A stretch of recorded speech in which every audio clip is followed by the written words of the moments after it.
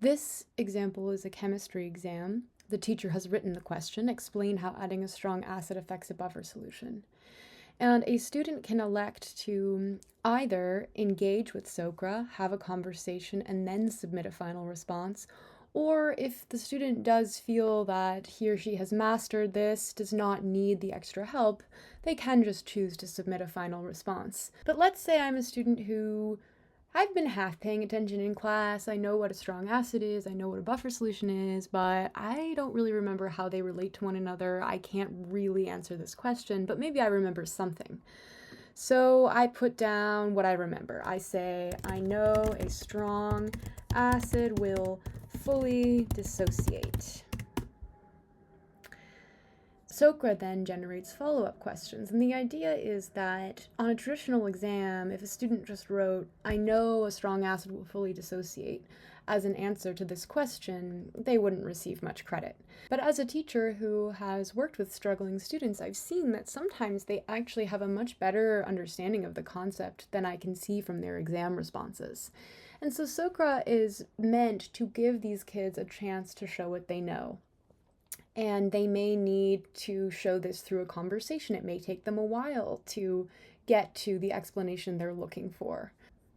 Which specific buffer component do you think would interact with the hydrogen ions? And what does that tell you about how the pH might change? So Socra is getting the student to think further about this question. And the student can't just stop with a lazy response. Even if they are not particularly motivated to get a good grade, they sort of have to go through this. So already we're going way beyond what the student would have gotten out of the exam had he or she just put, I know a strong acid will fully dissociate. Now we're getting into concepts like buffer capacity, and the student is developing a better picture of what the mechanism looks like. And at the same time, the teacher can also reward the student for curiosity, for asking good follow-up questions, and also for how effectively the student is able to learn over the course of this conversation. And go ahead and submit. So teachers will see the original exam question and then also the student's final answer.